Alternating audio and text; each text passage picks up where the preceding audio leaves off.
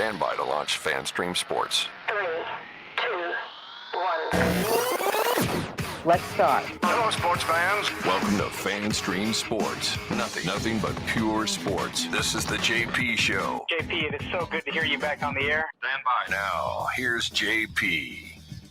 Ho, ho, ho, Merry Christmas, everyone.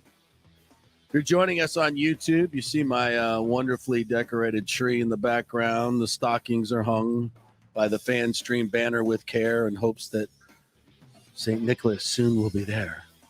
It's Christmas time. I'm finally in the Christmas mood.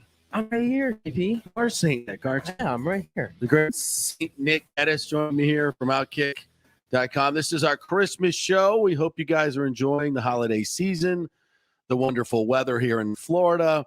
We're going to hit some of the topics of the week here. Check out the Bucs-Carolina matchup coming up this weekend. Talk a little Lightning with Bobby the Chief Taylor, kind of review the season so far with him because we are taping this on the today, but we play the Golden Knights of Vegas, which will be the last game of before the Christmas break anyway. They're going to take a Christmas pause anyway, but all the games will be paused for a little while, and hopefully we'll see the Lightning back on the 28th at home against Montreal. Hopefully.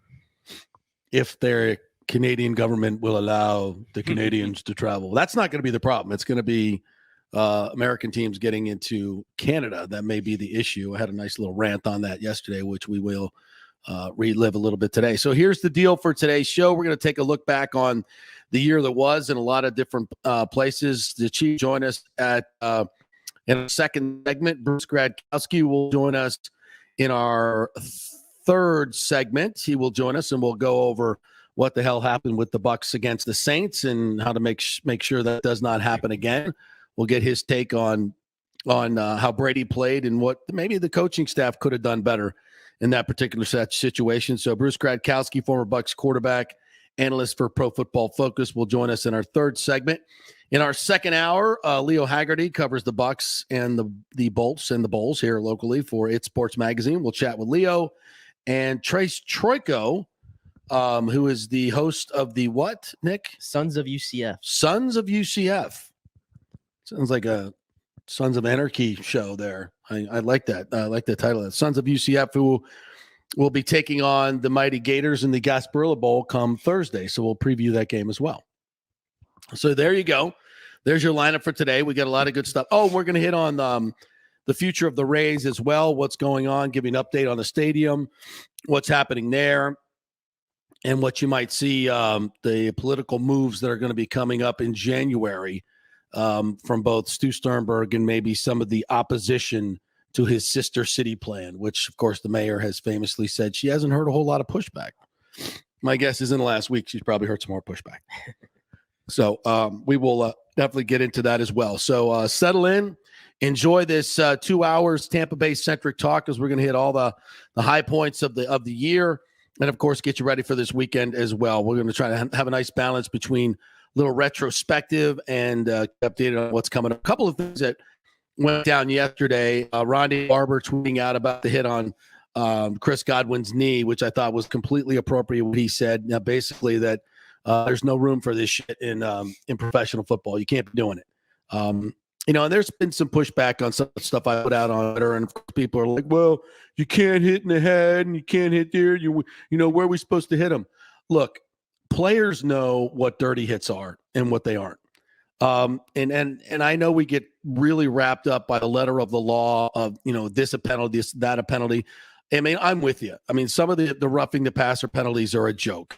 Some of these other protective measures are a joke. And when you try to adjudicate by a bunch of lawyers watching the game, it's not I'm obviously the NFL is doing a lot of this rule stuff to cover their ass in lawsuits. I don't think they have a real care, frankly, about player safety, to be honest with you. I think they just want to get the games played and try to show, at least cover their ass from a legal standpoint, that they care about player safety. But I thought something that Brande said was very important. He said, basically saying, this is a brotherhood. If you got a coach or an organization going out telling you to go out and hurt other players, you're not beholden to the organization as much as you should be beholden to your union and your fellow players. And I completely agree with this. The policing of these hits and these injuries needs to come more from the players and less from the officials. And I know that, for especially with roughing the passer, it's a ridiculous situation. You just breathe on a quarterback when he's when he's throwing the football, and it's a penalty. And that's just, and we don't want players that are completely defensive, like a quarterback who's in a throwing motion and can't really protect himself, say like a running back or a defensive player who's coming up when initiating a hit. I get that, but we can't change the game with such a egregious penalty that 15 yards and automatic first down when you breathe on a guy or you just brush his head. I think that's foolhardy, and we concentrate a lot on that. Where this really needs to go, in my opinion, is players policing themselves. And if you look at that play with Godwin, there was PJ Williams waiting for him over the middle. He didn't go to make a play on the ball. He didn't, try to tackle him up high. You could see him right away going for the knees and executing it to perfection. He did the same thing on Gronk a little bit later on and missed. And you could see Gronk giving him the stink eye. The players know when you're trying to do this shit. And he was. And he wasn't the only one for the Saints. So in the end, I think Ronde's absolutely right. These players need to think more about their brotherhood as union members and fellow players and less about, any type of retribution that you may have wanted to get for one of your teammates. That's not the way the game needs to be played. And I think the most telling thing to me that jumped out was when we played the audio from Tom Brady yesterday on Jim Gray's Let's Go podcast. And he says 1,000,000 times out of 1,000,000 times, I'd rather get hit in the head than get hit anywhere near my knees, my legs, my feet, anything like that.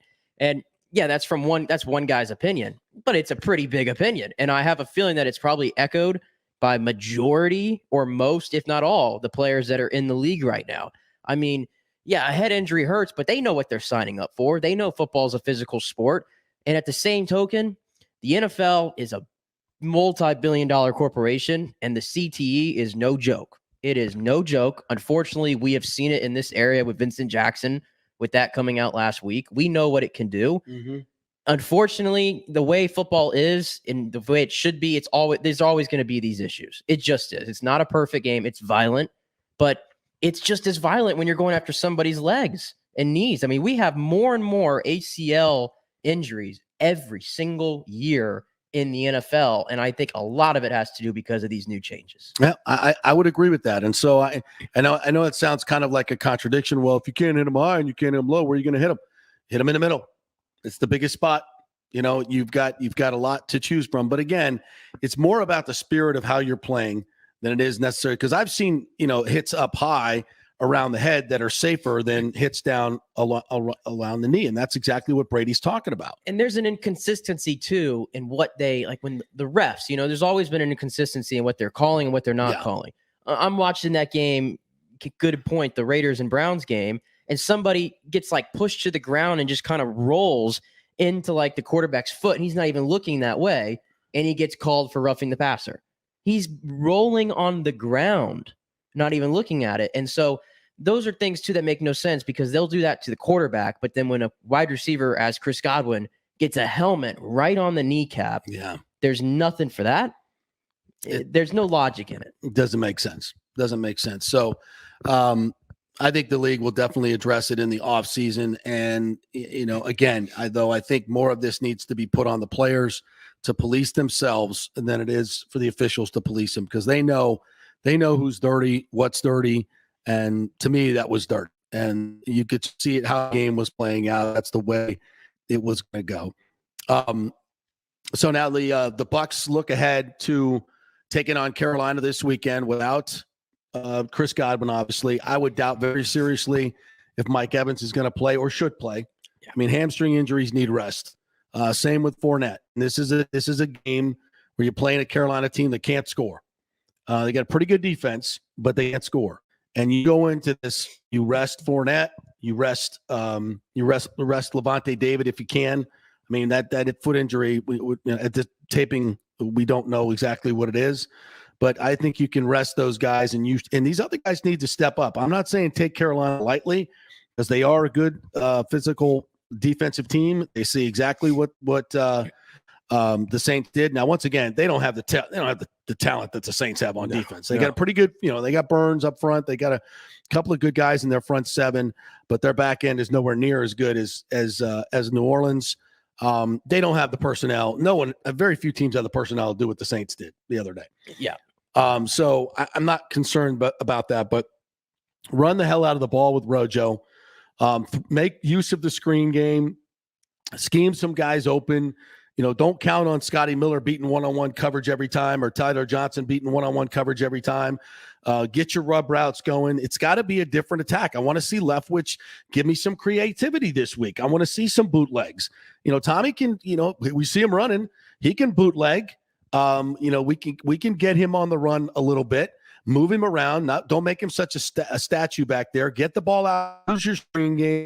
Those different things. I want to see the same old offense this week. There needs to be some wrinkles. Yeah, the screen game was definitely something that had been working for them with Chris Godwin, especially in the Atlanta game. Was that the game where he had 15 catches, right? Yeah. I think about 7 or 8 of them came on screens. Yeah. Just picking those up, and it kept working. It was getting you 7-10 yards a pop every time they did it. You got to find who your next Godwin is in that screen game. Yeah. And I think Scotty Miller would be perfect for it because he has the best burst to get forward of the guys that are left. So I'd like to see that used more. Perriman's a big guy who can block. Guy who can block and everything. Yeah. So there's ways to win. There's other ways to win. They got it creative. Maybe to that Saints game, it's hard to adjust mid-game like that because you're not anticipating losing Godwin and Evans. No. And against that team that already has your number, I don't know. Maybe it's really hard in game. It probably is to try to just start to do all these things. But now that you have a whole week to prepare for a team that's a mediocre opponent, I expect much better. Yeah, and this is the time when you talk about the younger players stepping up, and we need to see, if Keyshawn Vaughn's going to have a role in this, he's got to be better. Tyler Johnson has got to be better. They got to make plays. OJ Howard needs to be better on the field. Yeah, I mean, no confidence in him because what the hell he's doing in practice. I'm not saying they're benching unwarranted. I think it's probably very warranted. But it's time to give him a shot and say, okay, what can you do, kid? And you'll find out this week in practice if his head's in it. Yeah. If it's not, then write him out of the game plan. If he doesn't play, that's exactly what happened. Because these coaches know how talented he is. He needs a Fournette moment. You either step up right now and become a player in this league and someone we count on, get your head in the game, or you know what? You're just going to go away. You're not going to be a factor, and you're not going to have a very long career in this league. All right, let's take a quick break. When we come back, we're going to talk some hockey and look back at the first part of the season with the great Bobby the Chief Taylor. What an amazing accomplishment the Bolts have done leading the division with all these injuries. And we'll see how the NHL should forward as well with all their COVID issues. So the Chief coming up next. Stay with us. Who wants free mobile service? I do, and you can get 30 gigs a month from companies like AT&T Service, T-Mobile. Great service. Keep your number and get free mobile service. It's part of the emergency broadband benefit from the stimulus bill. 87% of America qualifies. So if you think you make too much money or whatever, just go to jpcares.info and find out. It'll take you a few minutes. jpcares.info to find out if you qualify for free cell service. Get it now before it's all used up. Is your healthcare way too expensive? Well, with the new Biden administration, healthcare laws have changed dramatically. Now you can get healthcare insurance through the Affordable Care Act for little or no cost to you. In fact, with the new laws, 90% of Americans qualify for reduced or free healthcare. Great plans like Florida Blue. That's my carrier. Absolutely love them. I'm paying $600 less after making the call. 877-652-0244. The representative will walk you through the whole process. Just get some basic information on your income, number of kids, and then they'll find a plan that best fits your needs. They know all the intricacies of these new laws. They will do all the work. You save tons of money. This opportunity will not last long, and you'll have to wait till 2022 to get the deal. So give them a call. It's real health insurance, free doctor visits, free blood work, no deductibles. 877-652-0244. 877-652-0244. JP here from my friend, attorney Christopher Palermo. If you are having issues with a claim on your homeowner's insurance from a sinkhole, storm damage, water intrusion, defective stucco, and construction defects, or any other issue, Christopher is your man. These big insurance companies didn't get rich paying out what you deserve. Chris founded his practice in 2009 with a passion to help all Floridians with disputes where they were forced to take on the powerful and needed a champion in their corner. Chris wants to make sure you will receive the most aggressive and compassionate representations. He has recovered millions in settlements on behalf of his clients facing defective stucco damage and other construction issues. So call Chris, enter the JP Show, and he will give you a free consultation.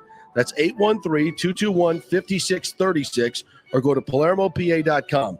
He's a fifth-generation Tampanian, graduate of Jesuit High School and the University of Florida, and he cares deeply about you and the community. That's 221-5636 or PalermoPA.com.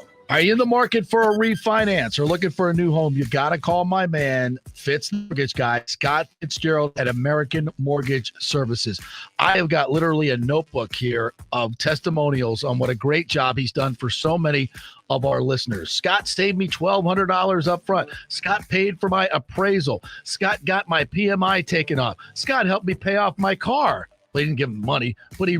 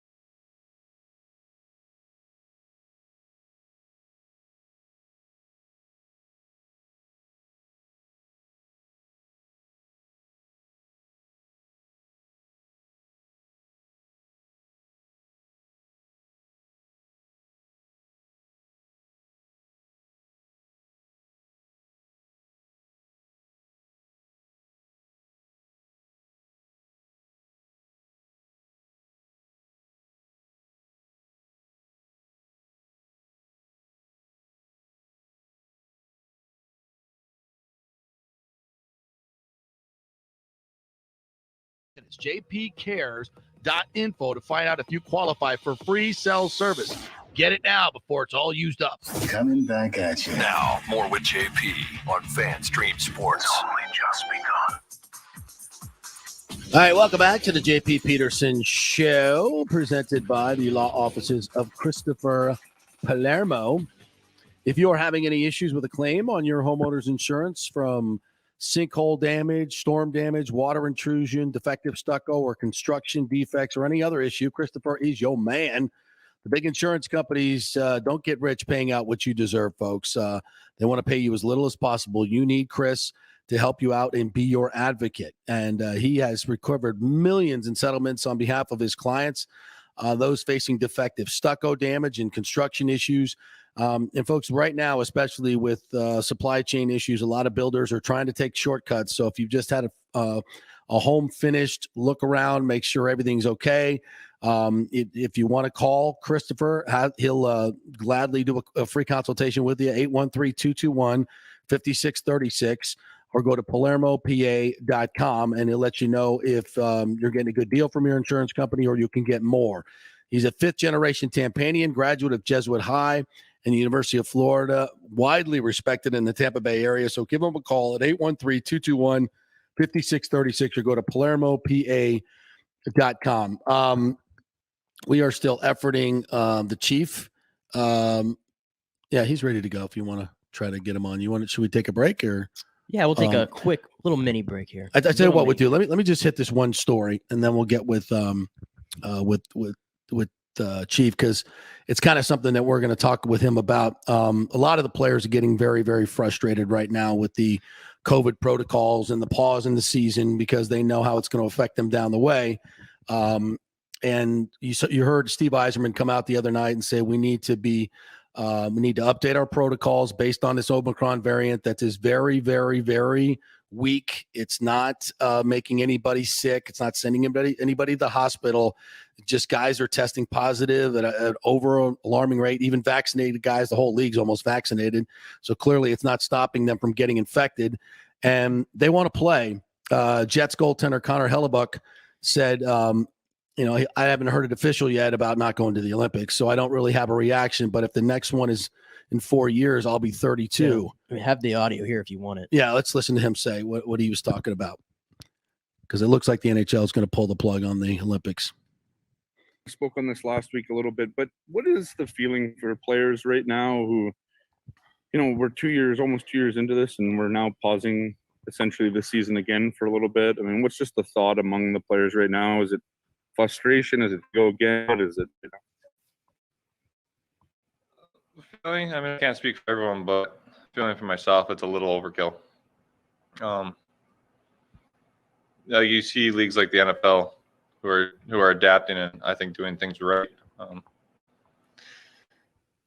It sucks, but it's Christmas time, so we're enjoying the break and use this as a little mental reset, see family, and enjoy the holidays, and really, and enjoy what we have. Connor, I don't think it's quite official yet, but it sounds inevitable that it's going to be announced that NHL players won't be going to Beijing. As somebody who was going to be on the American team, what's your reaction to NHL players, not getting that opportunity this winter?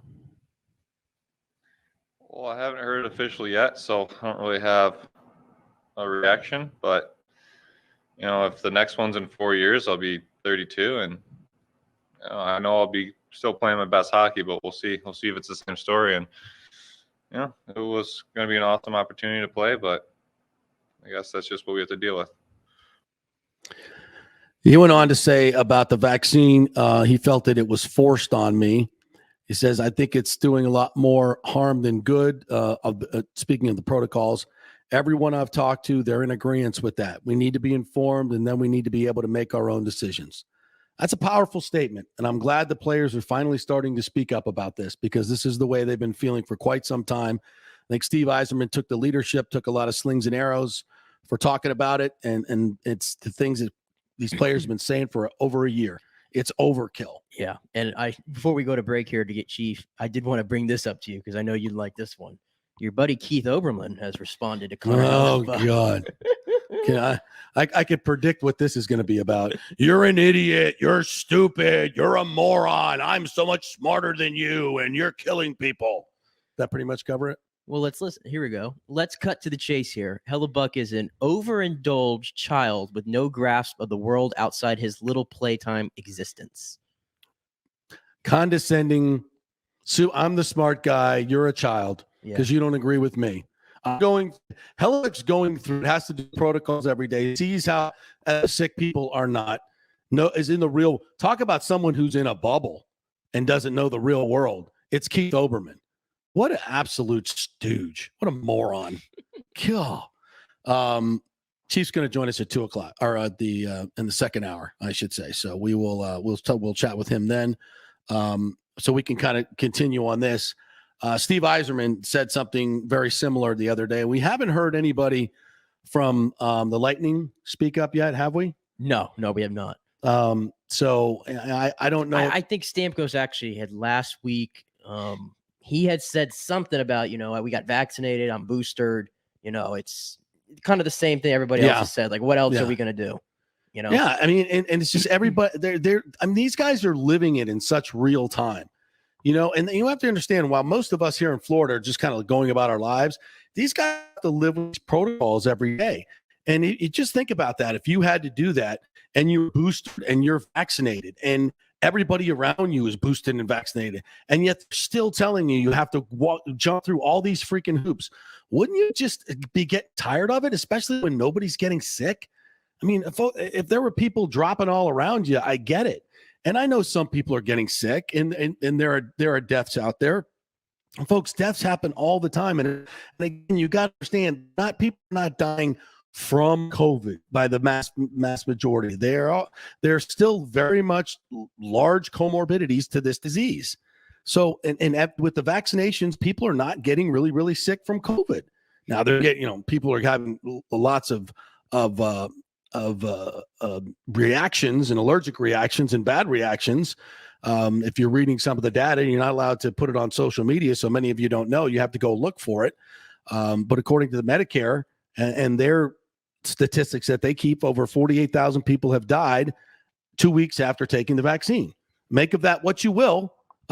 Seems a little coincidental to me, but those are the numbers. So it's just so much of this has been politicized. And unfortunately, I think the players in these high visibility industries like hockey and football and everything else, their organizations are telling them what to do. And it seems more of a PR thing than it is about their actual health. Yeah. And I mean, I really feel bad kind of tying it to the NHL. I feel bad for the players so much about the Olympics more than anything. I know. That is so killer. We talked about at the beginning of the year, you heard Hedman and Stamkos, all these guys who wanted to go to the Olympics so bad. And for guys like that who are 31, 32 years old, you don't know if they can go to the Olympics in 4 years if everything goes as planned. You don't know. And the thing is, though, I have a really hard time disagreeing with the NHL if they elect not to go through with it because of what happens when you go to China. If you have a high chance of testing positive, clearly, as even if you're vaccinated. We know that. If you go to China and you have to quarantine for 3 to 5 weeks, that is a nightmare, an absolute nightmare for the player, the league, the teams, all of that. It's I can't even really fault them for it. It's just, it's just the world we're in right now, but it sucks. Let's have an Olympic tournament in America. Let's do the little World Cup of hockey thing we did. Yeah. Let's do that. Well, yeah, we got the dates are already open. They already had it set aside. Why don't we just take those 2 weeks? The NHL is already open. Most of the players they're going to play in the Olympics play in the NHL, right? A majority of them.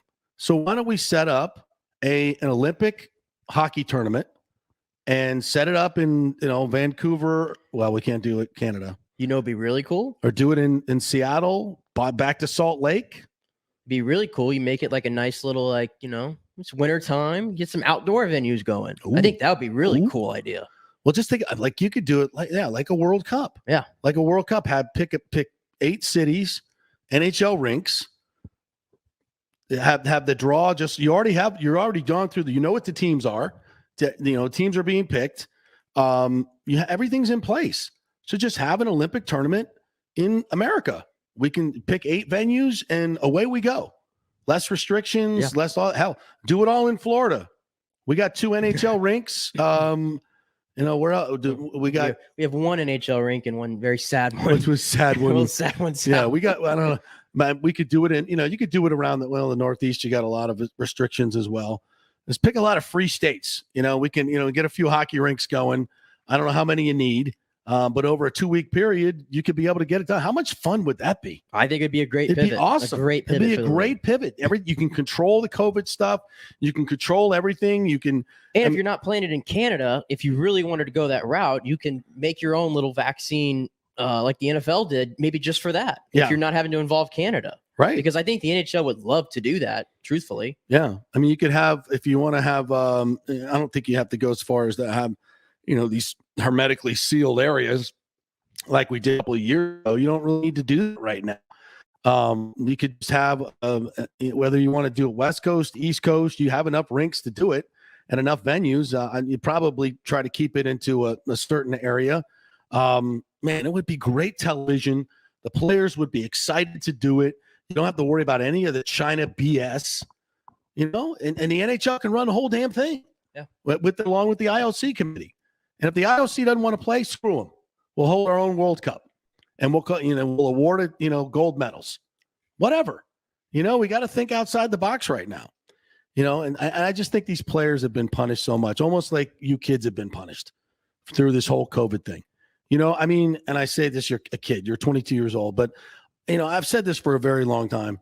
The grownups are making all the decisions, and almost every decision screws the young people who seem to have no input in schools, intercollegiate athletics, NFL football, pro hockey.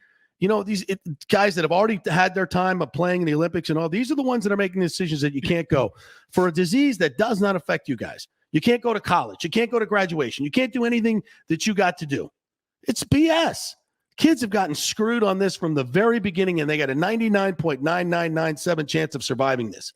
And now you know how we feel about people that are in government Yes. that are 80 years old, Yes. that have been in government since like the 60s, and they're the ones who are dictating my future. Yeah. Coming from a viewpoint from 50, 60 years ago. Yeah. And they don't give a rat's ass about you. They don't. They don't. They're going to spend your money, trillions of dollars, and leave you with debt. Make home ownership almost impossible. And y'all should be pissed off. You should be in the streets. You should be not rioting. JP, you should be protesting. It's because we just don't work hard enough. Yeah, that's Remember that. Yeah, it's the one. Well, you know what? Show the government that you care. Show them that you're pissed off. You should stand up and not take it anymore, because you guys are getting screwed at every turn, and you can see it as a microcosm in sports. It's awful. All right, we'll take a quick break. Bobby the Chief's going to come up in our second hour. Right up next, Bruce Gradkowski is going to join us, former Buccaneer. He's broken down the tape of that debacle from Sunday night, and he'll tell us what the hell happened and how the Bucs can avoid this in the future. Stay with us.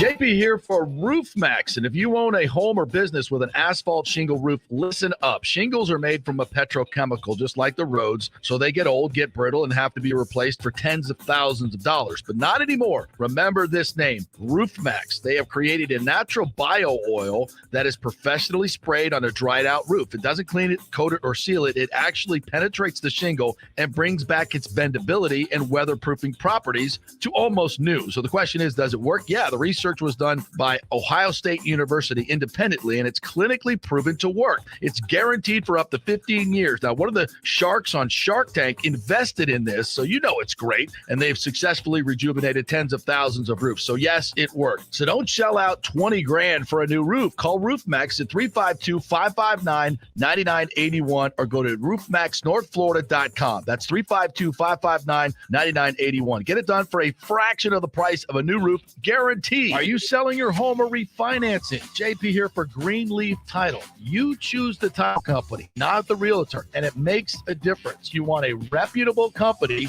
that will make sure your title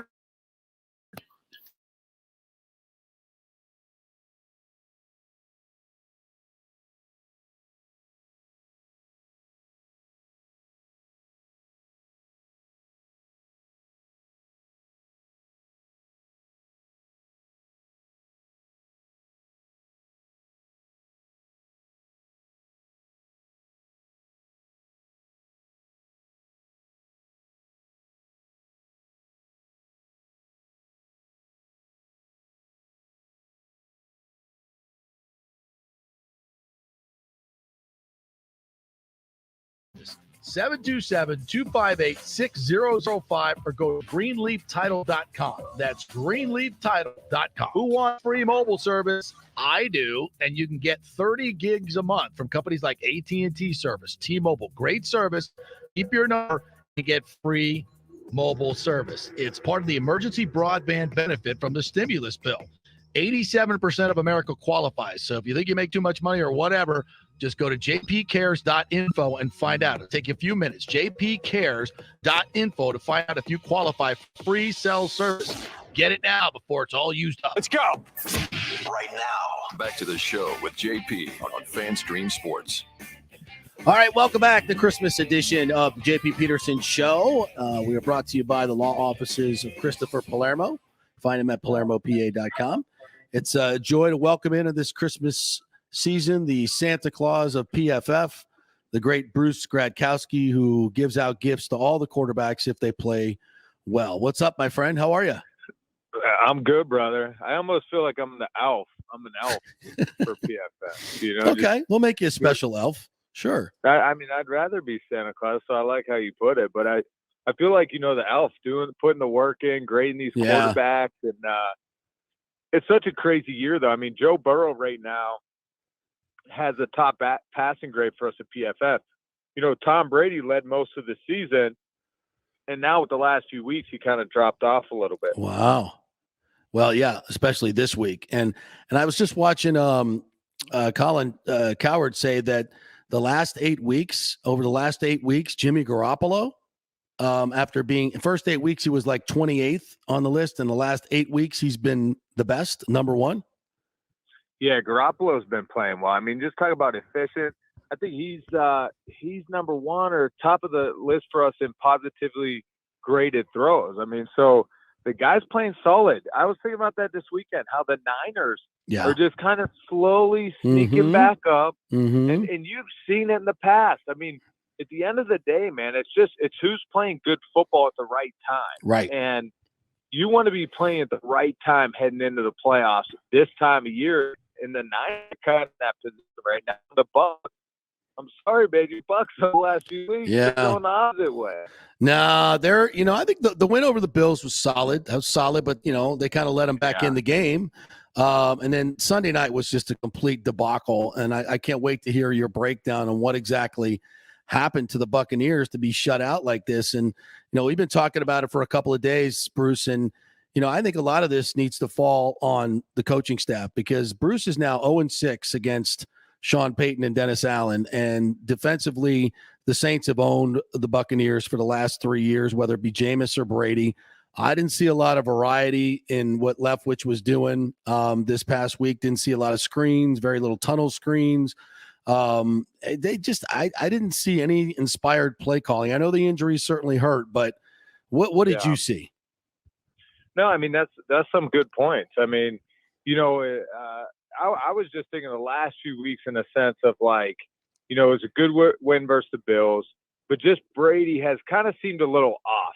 Sometimes his numbers are there, but still just a little off, whether it's the pressure, it's stemming back to the Atlanta game. I just didn't felt like he was a little off. He still makes the plays he needs to, which I love. And there's a few plays in this game, if Gronk finds and locates the ball.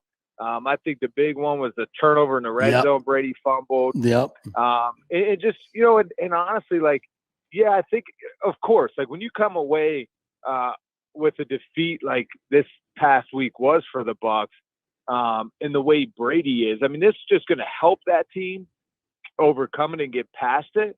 But, yeah, you do have to point to the coach. You have to point to the players. I mean, everyone's involved in a loss. And, Brady has to be kind of better with the football at times. It was a slant. He was throwing the one interception that just kind of the receiver was getting manhandled. So you could talk about having a better route there, but kind of still left a time for the DB to cut it off and pick it. And then, kind of like the scramble off to the right, Scotty Miller's route, he was drifting upfield, which allowed the defender to cut underneath to pick it.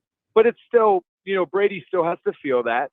So I still put that on Tom. And the coaching staff has to help. I mean, when your quarterback's not in a rhythm, when your offense isn't getting things going, how can you figure out how to get that going, how to establish something? And it was just tough for the Bucs. But I think, honestly, if you're going to have one, I mean, this was the one to drop. Yeah. And then it gets you to refocus back in. And now you have to go like gangbusters into the playoffs. How would you handle, first of all, what did you think of the hit PJ Williams put on Godwin? There's a lot of stuff going around. Yes. Somebody found out yesterday that the last thing that PJ Williams tweeted on Saturday before the game was rich with pain, meaning cause pain, maybe you get rich. I don't know what the hell that tweet was. And the guy doesn't tweet very often. And then he comes out the next day and he's diving at guys' knees and he takes out the arguably one of the most important players for the Buccaneers other than Tom Brady. I thought it was a shot. He lined up. I thought he could have done a lot of different things besides target his knee. And this team has history. And obviously they were talking about Devin White's hit on Jameis Winston that caused his ACL, which I thought was a freak accident. It certainly wasn't targeting his knee. Right. I mean, you played this game. You know when guys are being dirty and trying to be hit. Monday thought it was a dirty hit. Yeah. What do you think? Man, I hate that. I hate low blows. Yeah. I mean, and we can argue about the headshots because I don't like those either. Right. You know what I mean? It's you don't want either of them. You don't want a shot to the head and you get a concussion. That's scary. And that's long-term type stuff. And look, a knee can be long-term too. I mean, especially for a receiver. I mean, you're talking about career ending at times. And I can't walk. I hate that. Was it dirty? Man, I don't know. It's so hard to say because I know it's football, and it's like, look, I can't go high, so I'm going to go low. If I'm in that situation, if I'm the defender, I'm trying to probably go through his body because that's probably more painful, right? Than his leg. So I just hated the way that looked. I feel for Godwin because, man, it's coming into a contract year. Yep. But the thing is, too, we know how guys can bounce back from ACLs. I mean, this time of sport, it's not as serious as it once was. Agreed. But the hit looked devastating, man. And I just would hope people don't, purposely try to target guys to injure them. But when you're in the course of the game, man, that's why, honestly, even myself playing the quarterback position, you have a different mindset. I mean, guys, we play this game because we're different. We have a different mindset. We're sick at times in the head. Honestly, I went through that a lot in my career. Like some of the stuff I put my body through and played through, and then I look back now and I'm like, how did I do that? And because football is just life. I mean, it's important. Life to you. Yeah. Yeah. Yeah. And I think it's another point that Rondé made is like, if your organization or your teammates are encouraging you to make, do dirty hits or there's a bounty out or some other stuff, that's bull. You got it. Your first, I think for players, your first responsibility is to your fellow players, to your union, to your brotherhood, and then your football team in terms of safety. When you're playing dangerously, any player can go out there and start taking cheap shots trying to hurt players. We saw it with Perfect. We saw it with those, and you know what you're doing. I think that's what Rondé was trying to say. You know what you're doing. Yeah, you got to respect the game. Exactly. I mean? Respect the game. Respect the players. Respect the game. Play it the right way, how it should be. And that's whistle to whistle. That's, as hard as you could go from point A to point B. That's hitting as hard as you can. But like you said, it's guys know when they're being intentional about what they're trying to do. And look, some of them look gross and bad. Like, for instance, last night, what was the one? What quarterback slid? Justin Fields, right? Yes. Slid and took the late. I didn't take that as he was even the defender, even though he could have pulled up. I didn't take that like he was targeting. I'm gonna knock him out. If he was, it would have been a lot worse. A hell of a lot worse. For sure. Yeah, because I could just tell by watching it that his body language. I think he did think Fields was going to kind of like just slide under. Yeah. And you could tell by the hit, he kind of the defender started raising up after the hit. Like, so, but it's just, man, it's such a close call, and those type of hits, you just hate seeing those things in the game. But it is, at the end of the day, it's respect the game and respect the players that play it. I mean, you got to play the game physical and hard, but you got to play it the right way. Bruce Gradkowski joining us here, PFF. So, what I'm hearing you say is, Brady's been consistently going down. Are you concerned? Do you think there's a health issue? I mean, his knee was jacked up last year. We never even knew. Do you think there's something going on with him, or just teams are getting better, or what do you think? I'm not concerned with him. It's just, from that Atlanta game, and this is just my view of watching these snaps, is, I feel like he's been jittery at times. You get, and guys know, people know you play against Brady, like you want to be around him. The best thing the Saints did was be able to get pressure on him with their front, four with guys, their defensive linemen. Because now you have guys in the back end that can cover. I'm sure Brady wants to take some of the decisions he made back. There's other plays that Gronk, like I pointed out, has to make the one play. Brady can't fumble it in the red zone. Yeah. It's honestly, it's football plays. It's the Saints made more football plays than the Bucs, and it was sloppy at times. But I'm not concerned, because I even within those maybe sloppy or not the best games by Tom Brady, he's still making phenomenal throws and plays. So the thing about Brady, and I was saying this, I've been saying this a lot lately, because it's just a quarterback position. You got to be consistent. You got to be more consistent than not. And the reason Brady is still playing, because when Brady goes through this law, he's going to bounce back and play. Like, he fixes that, right? There's guys like Sam Darnold. There's guys in the league now that we're watching that when they go through a law, it's a longer stretch, longer period of time. Some of the best players, Peyton Manning, Tom Brady, Aaron Rodgers right now. Like, these guys, if they have a poor game, they bounce back. And that's why they're some of the greatest to play this game. And that's what you're waiting for these young quarterbacks like a Kyler Murray, Joe Burrow. Right. The next, age is, who is that guy that we can say year in and year out, yep, he's a stud. And for me right now, it's Joe Burrow. I mean, Joe Burrow is the top in the league in a lot of our categories at PFF, standard drop back, all this stuff, a clean pocket. I mean, he's number one, and it's fun to watch. The thing the Bengals could do a better job of, don't run it so much on early downs. Like, you have Joe Burrow, you have those receivers, throw it, and then mix the run in with that, and so a lot of cool stuff to watch, and it's exciting how it's coming down to the line with all these teams trying to get in the playoffs. Would you put Justin Herbert in there as well? Justin Herbert's been playing. He's been playing good. I mean, he's been impressive in his young career. And I think the big thing with Herbert is that consistency. I mean, from him, it could be like game in and game out, but within a game, I want to see him more consistent on throws and throws he should hit that are open. But he's got the arm, he's got the size.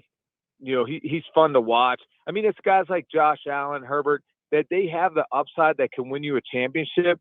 But, they're going to go through those periods like Josh Allen's going through now. Like, this year isn't as good as last year. And I said it before the season. That's one thing I pinpointed in my mind. I said, I want to see Josh Allen do it again. Yeah. Because now that's when you become elite. That's when your next level is the consistency of doing it really well over and over again. Bruce Gradkowski joining us here. What do you make of the struggles with Dak Prescott right now? Is it his calf that's bothering him? Because he just seems a shell of himself compared to the guy that played before that injury. Yeah, no, it's something, man, because he's looking shaky. I mean, type of pressure around him, missing throws. I mean, he's been inaccurate. One of the most inaccurate QBs I've seen lately, I feel like. And I think it's probably a mix. I wouldn't blame it on an injury, but sometimes when you're hurting, you don't want to get hit, so you're tentative, but it doesn't affect your reads and so forth. So he needs to get back. I mean, I think whatever he was doing last year when he was hurt, he has to get back to that. And I'm talking about whatever he's doing mentally to prepare, because the way he started the season, he was mentally, sharp. He was mentally tough. Mm-hmm. He was there. He was playing with a confidence and swag I haven't seen from him in his career. And he has to get back to that. Whoever he was talking to, whatever he was doing, he needs to go hit that person back up again. No doubt. Hey, you talk about teams playing well at the end of the year, like the Bucs did last year, 7-5, and then they make a run and win the Super Bowl. Who is that team this year, you think? Could it be the Rams? Could it be the 49ers with Jimmy G playing so well? Could it be the Packers as they're starting to get they've been good all year, so it's not like they were 7-5. I mean, they're 11-3 and they're cruising. Is there a team that has kind of been under the radar that might make a run right now? Well, The I Colts, think the maybe. teams you brought up, I think of the Niners. Mhm. I think of the Colts. Yeah. I mean, honestly, and now that just depends Carson Wentz. Yeah. Honestly, they're a good football team, well coached. But now, how well is Carson Wentz? He's not Brady. That's Not even gonna be the close. ticket. Yeah. That's going to be the ticket for them. Yeah, they don't have a difference maker at quarterback, but I think the Rams do with Stafford. I think obviously the Chiefs do. Not that they've been bad this year, but they went through a rough patch. I don't think so. The Chiefs are my team. I mean, the Chiefs are my team that I have the most confidence because they just find ways to win. And how do you go into a game and think, oh they'll so and so beat the Chiefs this week? No, I mean, there's not going to be a game this year through the playoffs. You know what I mean? You could talk about, Mahomes is not the greatest year, but he still can do it, at any given time. And then that defense, man, they've been ball hawks lately, forcing turnovers. So they've been fun to watch. Last question, the Patriots. They've got a lot of good things going, but is Mac ready for this? I don't think he is. I don't think he's quite ready for running the table, beating the Chiefs, getting the wins that he has to have here. I mean, he's got to go through that pattern of being more consistent. He hasn't played well, and the Patriots are still winning, which it means they're a good football team. Right. So now if Mac Jones can step his game up Raise even more, because you think about it too, it's a long season for rookies. So now, at this time of the year, man, you got to flip that script. I mean, I always got more excited this time of year because it means something. You feel it; it's right there. But I think Mac Jones could go for a run. I mean, look, dude, he did it at the biggest stage in college. So that's true. That's true. I definitely think he can. All right, partner. Listen, have a Merry Christmas, you and the kids. You get the big presents for the kids. What do the kids want this year? What's the big ticket item? Oh man, I'm thankful for my wife. She is on it. Yeah. She is.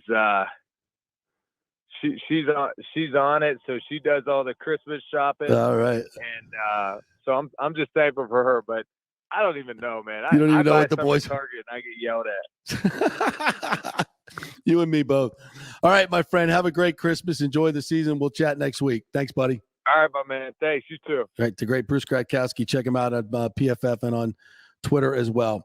All right, we will take a quick break here. First of all, let me tell you about the great folks at American Mortgage Services, specifically my friend Scott Fitzgerald.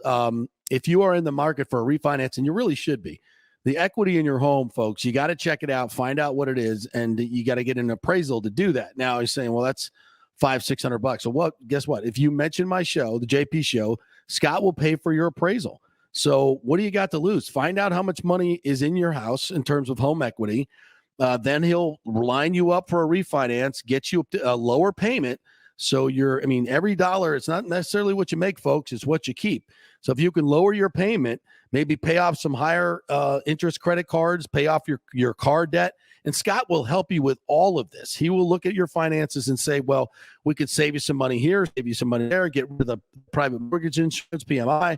He really can help you, and has done it for so many of his clientele. And he's going to shop your loan to dozens and dozens of banks, not just one bank. You're not dealing with one bank. So let competition reign. You get the cheapest money you can get. No big upfront lender fees. He's a wholesale broker. It's a no-brainer. So reach him, Scott at amstampa.com. That's Scott at amstampa.com.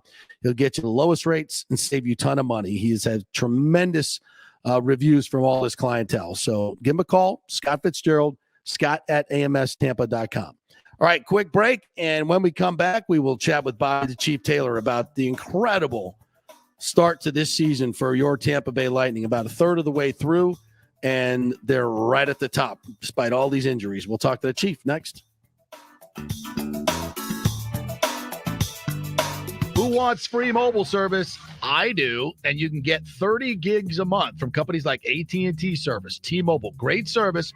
Keep your number and get free mobile service. It's part of the emergency broadband benefit from the stimulus bill.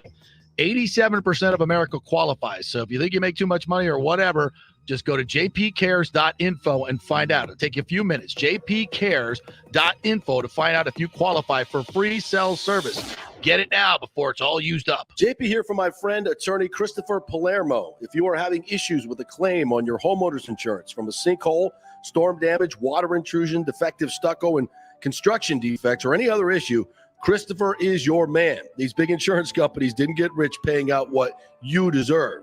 Chris founded his practice in 2009 with a passion to help all Floridians with disputes where they were forced to take on the powerful and needed a champion in their corner. Chris wants to make sure you will receive the most aggressive and compassionate representations. He has recovered millions in settlements on behalf of his clients facing defective stucco damage and other construction issues. So call Chris, mention the JP Show, and he will give you a free consultation. That's 813-221-5636, or go to PalermoPA.com. He's a fifth-generation Tampanian graduate of Jesuit High School and the University of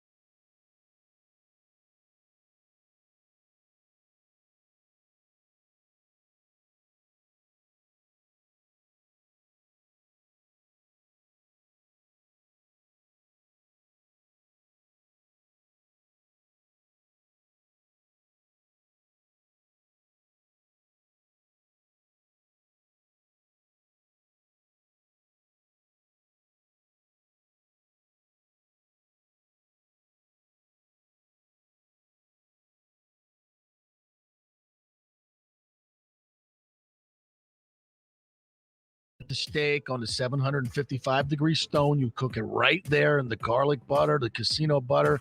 It's fillets. You can do your shrimp on it, your chicken. It's unlike any other place. It's the Black Rock Bar and Grill. You got to go. It's a new menu. Tell them JP sent you. Brandon Carrollwood. Get the Black Rock. Ladies and gentlemen, let's rock. This is FanStream Sports with JP.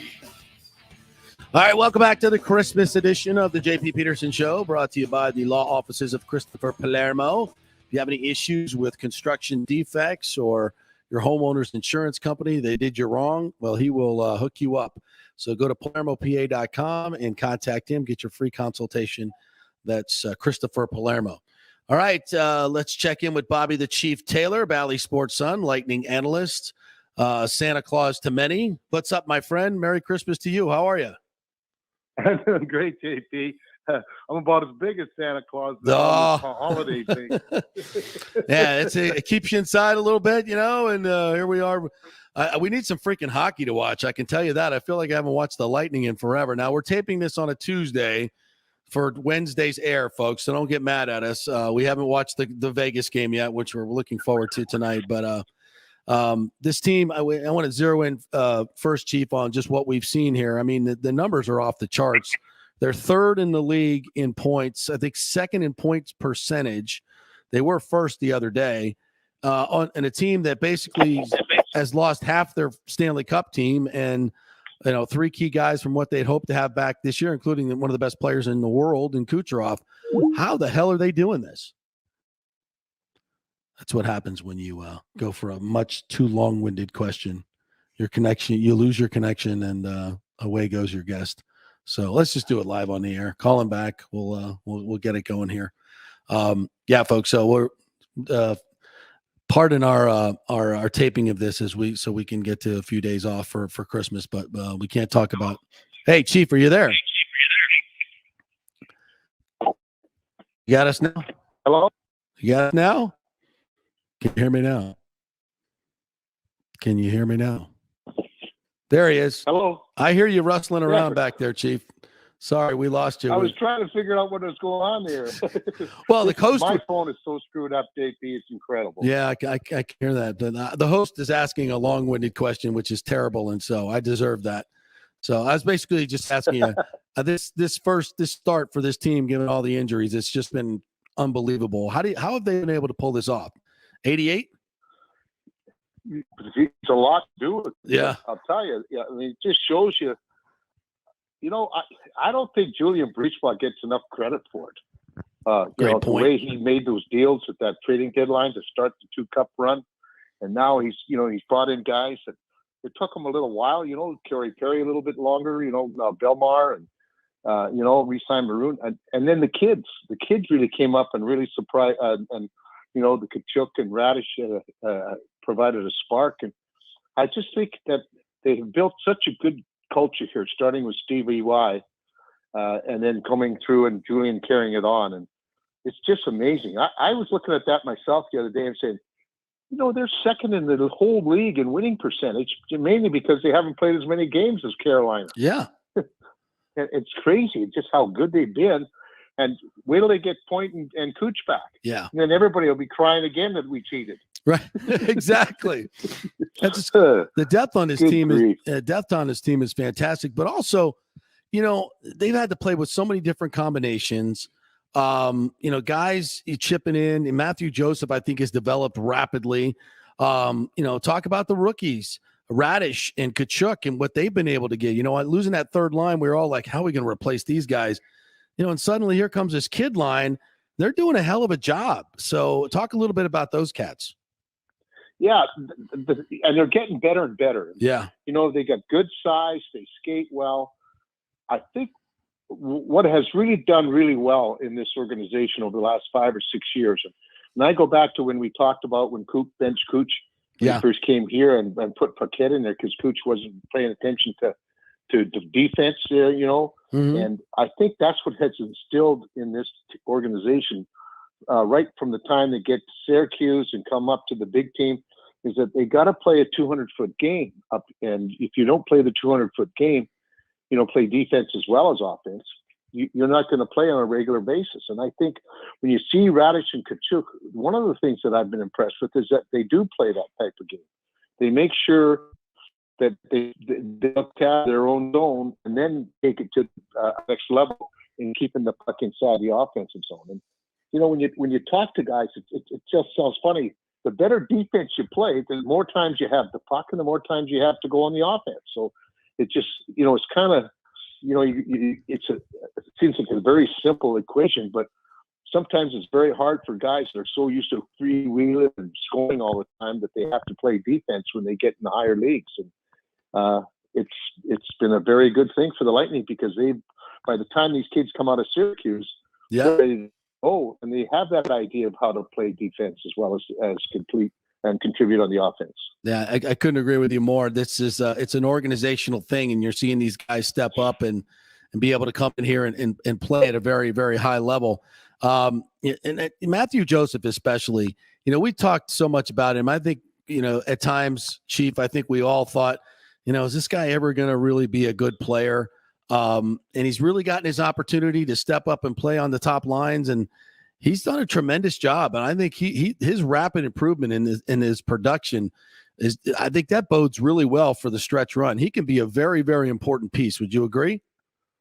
Oh yeah, for me, him and Belmar really, our penalty kill was so good with Barkley, Goodrow, and Coleman, and now you've got these two guys that are just kind of picked up where those two guys left off, and Joseph, I think it's going to be a guy that has, it's the light bulb's going to go completely on. It's going to become a flood lamp in the sense where, wait a minute, he's got such great speed, and I think he has to learn when to shoot it and when not to shoot it, and I think that's one of the things that will come with more experience because, he scored a number of goals, but a lot of times you see these breakaways where, the feet are moving faster than the hands are going to be moving. So I think that'll come, the more experience, the more times he gets opportunities, he'll have that learning process to say, well, wait a minute, I did this last time, it didn't work, let me do something else, and that works, then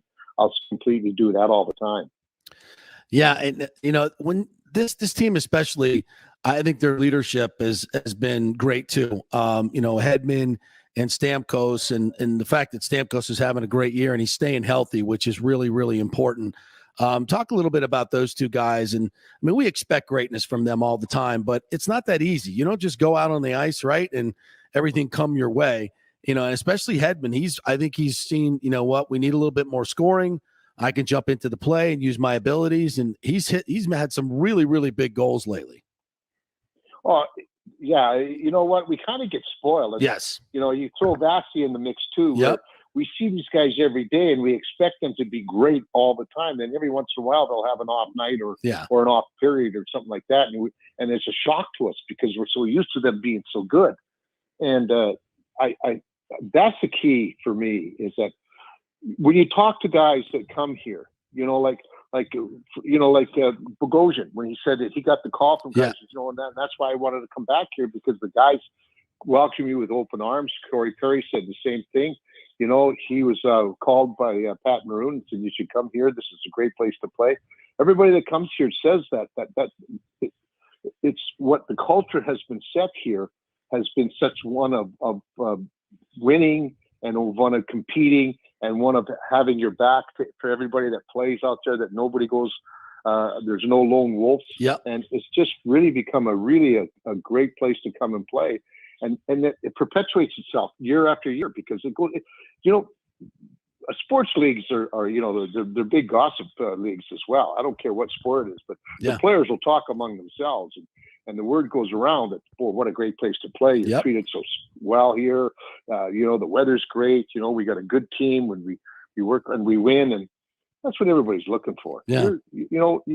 Money is fine. Don't get me wrong. I wish we had that kind of money when I played. But you play this game to win the Stanley Cup. That's right. And boy, I'll tell you what, they look awfully good again this year. They've really got it in their mind that they're going to try and repeat, and I wouldn't put it past them if they do. And there's a lot of guys in this league with no trade clauses, right? And some of these guys will need to be moved later in the season. And if they want to go anywhere to win a cup, where else are they going to look? And do you think Julian will, that situation will be different in a few months and we'll have to look at it then. There could be more injuries, et cetera, et cetera. But I would think if Julian needs to add some pieces, obviously the cap can be an issue, but there's going to be at least a want to for players to come here. Yeah. Right. Oh, exactly. But think about it. I think the biggest trade we're going to get is when we get Kucherov and point help. Yes, exactly. That's going to be our best trade because look at how well we're playing now without him. Now all of a sudden you bring in two of the most elite players in the world, and you're going to add that to your roster. I mean, people are probably around the leagues are going, wait a minute now. Wow, they don't have Kucherov, they don't have Point, and they don't have Chernak in there, and they're still winning. Look out when they come back. Yeah. Hey, speaking of that, the players talking, we're finally seeing some players talk and get frustrated about these COVID protocols. I know there've been a lot of muttering over the past few months. They've all gotten vaccinated. They've all done everything they've been told to do. And now, the league wants to go backwards and pause things. And I think you're seeing some pushback from the players. I thought what Steve Yzerman said the other day was spot on. all our players are vaccinated. They may be testing positive, but why are we testing positive? Why are we testing guys that aren't that are asymptomatic? They don't have any symptoms. Other leagues are not doing that. Why do we continue to do this? And players aren't getting sick, and the ones that have to sit out aren't even sick. So I think it's, this new variant is obviously much less severe than the others. And I think the players are getting a little frustrated and they want to play. How do you think the league is going to handle this? Well, the biggest problem we have is that our league is through two countries. Exactly. And, yeah. And you got the Canadian side of the league that, they just do everything and they were slow to get the vaccines out first. So now they're trying to, I guess, want a better choices of words. They want to rule on the side of caution. But you're right, and Steve's right. That's what I keep thinking. You hear these guys, and even the guys that get these positive tests, it's just because they were around somebody that tested positively for it. Yeah, they have to go into COVID protocol just because they were around them. But you're right. I mean, I don't know of any team that doesn't have anybody vaccinated. Yeah. And not just once or twice. They got two of them as well as the booster shot. So yeah. It's a puzzle to me, and maybe because the government, like in Canada, they're really kind of fouled up there in the States when it comes here. They're really, I don't know what it is. Well, if they're worried about, if they think a busload of hockey players who are all vaccinated and boosted are going to come into their communities and go straight to their hotels, then to the rink, play in front of an empty house, if they somehow think that's a public health risk, I mean, if you're looking for 0 cases and nothing, if that's the goal, okay. But my God, I mean, are they serious? It's just, It's such overkill. It's ridiculous. And I think at some point, Bettman's going to have to say, look, you know what? You guys go play for your Canadian Cup. We're gonna finish out the season here, and we're gonna play hockey in America. I don't know if it would ever come to that, but I mean, are they going to halt the whole season because you can't get into Canada? Yeah, that's the whole point. Under those circumstances that I just described, we're gonna halt the whole NHL season. Really, it's ridiculous. Well, I know. To me, it's such a political thing. Yes, exactly. And rather than a health thing. Exactly. And that's the thing that's really amazing me is that, when is everybody just going to say, whoa, wait a minute now? Yeah. Because now they keep talking about all the more COVID cases. They're not talking about deaths at all. Nope. They're just talking about the number of cases. Yeah. Before it was the cases and the deaths. Now it's not. And you're right. Like everybody's healthy. I mean, these guys have got these vaccines and they follow the protocol all the time. Yeah, that works. It works. You're going to cut things out again and then wait until July and then it's going to happen again. And then, exactly. It's just a matter of, it just reeks of government control that is unnecessary. Yeah, I agree, my friend. And the Olympics now are in jeopardy. We were talking about this earlier on the show. Let's have an Olympic tournament here in America. If we don't want to go to China and have to, if somebody tests positive, they're there 3 to 5 weeks quarantining. Everybody's got their Olympic teams almost picked out. Everything in all the infrastructure is done. Just, hey, let's pick a few venues here in America, set up a tournament, and have a hockey tournament, and avoid all the political part of it, the COVID part of it. Desperate times call for some measures that you could just be a little creative about what's going on. These kids, they want to play. They want to play an Olympic tournament. It doesn't have to happen in China, right? Oh, exactly. I mean, and they've been said that if you do happen to catch it over there, where I think all this originated, of course, yeah, you're going to have to quarantine there for 5 weeks. And you don't get paid for that. That's bull crap. That ain't happening. You can't go over there you can't go. You just can't go under those circumstances. And we can, most of the players are going to play in a tournament or in the NHL anyway.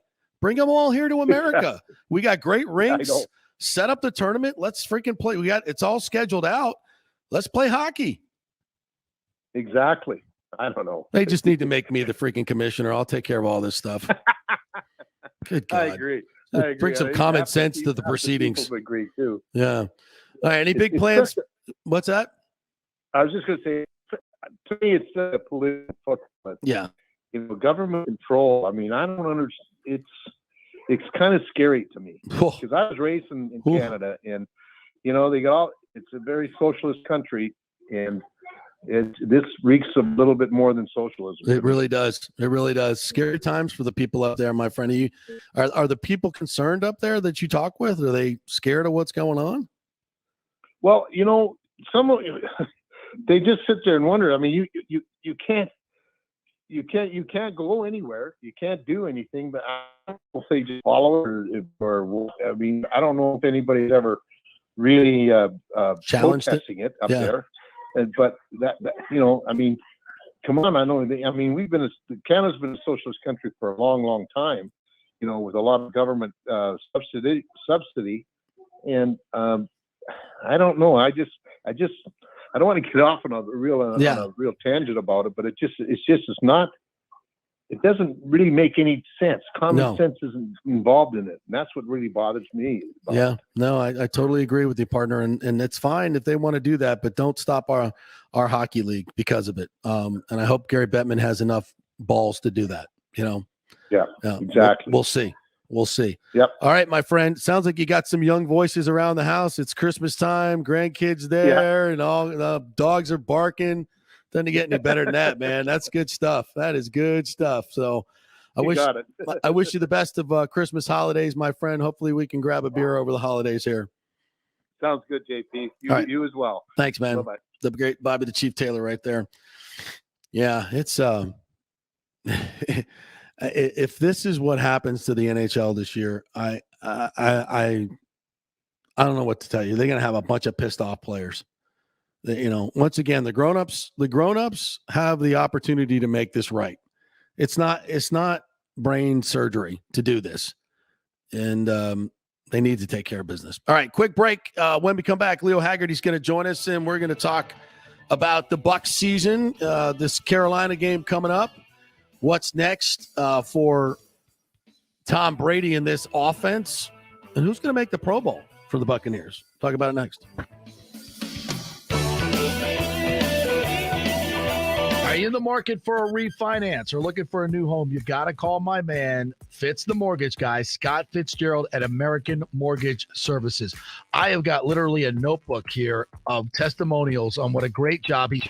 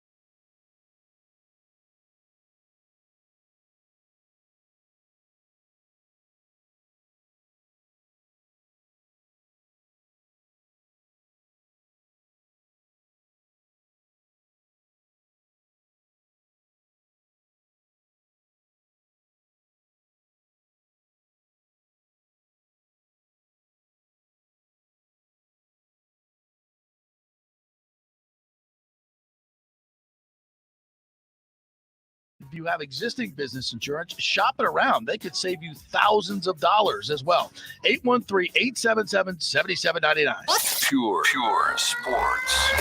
JP is back on. Welcome back. FanStream Sports. All right, welcome back as we roll on here on the JP Peterson Show, the Christmas edition, brought to you by the law offices of Christopher Palermo and Italiano Insurance, who are taking your donations for Metropolitan Ministries, non-perishable goods, new toys that you can give away. So when you go to the store, buy something for somebody else, someone in need, and drop it off at their location there in South Tampa on Swan and Howard, and everyone will love you there. And the Italiano folks are also giving away a lot to Metropolitan Ministries. Great community partners. We really appreciate them and all that they do in our community for over 60 years here. And they also pediatric cancer, so many great charities that they give to. Give back to them. Give back to the companies that support our community, and Italiano Insurance is right at the top of the list. Why go with some national company, some 1-800 number, when you can get a great deal from Italiano Insurance and support that local company? It's what it's all about here, especially at Christmas time. So go to ItalianoInsurance.com, 813-877-7799. All right, Leo Haggerty is joining us here from points unknown, but probably somewhere around a practice field or a court somewhere. What's up, Leo? How are you? Hey, another day in paradise, JP. Just counting the Santa shows up. Yes. What do we got? 4 days left? 4 days left. You get your shop done already? Yeah, it's called Google. It's called Amazon. It's called, hey, here's the check. I just told you got to go shop local. The local companies. Yes, not Amazon. What are you doing? I know it's easy. It's easy. I give the part. Yeah. That's the best part. Yeah, but you're right. Got to shop local. Yeah, keep absolutely. those folks in business. Absolutely. All right. So, give me your take first of all on what the hell happened Sunday night. Well, JP, I got a little concerned when I saw the inactives come out and there were 3 defensive backs on it. I'm going, okay, this could get more interesting than I thought it would. And I talked to my guy in New Orleans. I said, I think the Bucs will win, but I don't think they're going to cover now. I said, it's going to be tough. And then the roof fell in. And it fell in with Godwin, Evans, and Fournette all going down. And I really wish I'd have had a chance to ask Arians, except, some of the reporters who will remain nameless, but you know who they are, kept asking him Antonio Brown questions, and we couldn't get a question in on the game. I know. About how many times does he got to say he's going to play? It's done. It's over with. Well, yeah, we knew that. We knew that. We knew it was going to happen because it was just a matter of, if you cut him loose, guess where he's going to be? 2 words, Green Bay. Yeah. Right now. So you got to keep him. But the fact that no one asked Arians in Sunday or Monday's press conference, why didn't you go up tempo? And I think it was because they just had guys in the game who weren't ready for it. Right. And who didn't know what was going on. But Exactly. I just wanted him to answer that. Yeah. No, you're exactly right. They change up, do something different. I mean, they from the first series to the last series, where was the screen game? Where's the tunnel screen game? Where are the draw plays? Where are the bootlegs? I mean, it was just the same old vanilla blah blah blah, and it wasn't working. I mean, if your guys get hurt, the guys that you count on to get open against man coverage, and they're gone, you don't just keep going to the same plays, do you? No, you got to come up with something. And again, I'm not going to throw the coaching staff under the bus. No one expected this to happen. But now they've got a week to get ready. Here's my concern, JP. We're going to find out how good this 44-year-old quarterback is. Yeah. Because even with those whole group of people out, he was only able to get the team into scoring position twice. Yeah. Missed a field goal. And he fumbled, and I'm not going to fault him for that. He gets hit from behind. Yeah, that's going to happen. But what scares me is Godwin's out. If Evans and Fournette cannot go the next 3 or 4 games, this team's going to struggle to win one. I mean, I know they're going to Carolina. I know they got Carolina coming here in the Jets, but I'll tell you, offensively, you look in there now, there's not a lot of weapons. So we're going to see how good he really is. Well, first of all, Leo, he's good. Second of all, coaching staff needs to earn their money. You know, I see teams going down, players going down all over the league, and teams winning. You still have an offensive line intact. You still have what I think is a fantastic running back in Rojo. You still have, at some point, Mike Evans will be back, but you still have, you know, Scotty Miller's done it in this league. Antonio Brown has certainly done it in this league. That Gronk guy ain't too shabby. Cameron Brate's done it in this league. You got plenty of weapons. You got plenty of things to work with. And if you can't come up with a winning game plan and score 20 points against the Panthers, who have lost, 4 in a row now? I'm sorry. No, this is not, to me, this is on the coaching staff and the players to step up and go play and kick some ass this week. I'm not giving them any passes. Oh, I'm not giving them any passes either. But it's not going to be that walk in the park that you would have with Evans and Godwin and of course. You're going to have to go up and play football. Yeah. And again, how would you like to be the defense coming into practice today and Monday and going, man, we didn't let them get in the end zone. We couldn't win the game. Yeah. Well, that's, you know, kudos to Todd Bowles and that. But I'll tell you what, when you look at what the Bucks, JP, did it bother you that there was never a sense of urgency throughout that game? Yes. That's what bothered me. Yes. Well, more. It wasn't a sense of urgency, and there wasn't a sense of, okay, let's make some adjustments here. You know, you're just gonna continue to let Cameron Jordan rush one-on-one, whoever he picks out, whether it be Alex Kappa or Tristan Wirfs or whatever. You know, they can't handle him. He was a handful. Get him some help. Run some screen game away from him. There's a lot more plays in the playbook, and I just think that they continue to rely on the same plays when those particular players that are difference makers weren't in there. You know, and the other part about this is Gronk's got to catch the ball. Tyler Johnson's got to catch the ball. Dart's got to catch the ball. Guys got to make plays. I mean, Vaughn's got to catch the ball. And Brady threw, what they have, 7 drops? You know, 7 drops cost you 14 points. That's the game. Oh, no doubt. And again, it was a meltdown of the entire offense. Yeah. You're just going to point the finger at one guy. Right. But it was just the fact that and again, I texted Michelle Sabin, who's with Florida Sports, and I said, are you getting the feeling that this is going to be a clunker in the first quarter? And she said, yeah. It's when Suck Up missed that kick. Yeah. Oh. Yeah. And the punting game. I mean, JP, I think the only guy that had a good game was the long snapper. That was it. Yeah. The good news is it wasn't a game that threw you back to 7-7. You're still in control of your own destiny. All you got to do is win one more. Yeah, but you could have had the number 1 seed, which I think is going to end up, being. I don't think they're getting that. I don't think Green Bay. Oh, not now. Not now. I don't know. Green Bay almost lost this week to a Ravens team that at home to a Ravens team that didn't have their starting quarterback. So, you know, they're in the pack. The Packers aren't invincible. I'm not going there. They still can be beat. But I think right now, you know, all the Bucs need to worry about their own stuff. And speaking of that, and you talked about the constant badgering of Bruce Arians. How do you think they handled this whole thing with Antonio Brown? I think they did the right thing.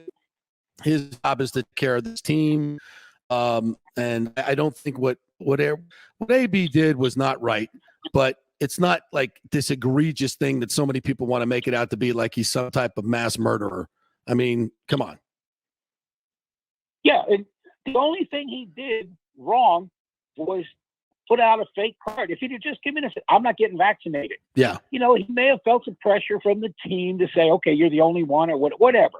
But what he did was not something that you should end up getting the electric chair for. And this is what people are talking about. I know. It's crazy. It's just terrible that that's what's happening.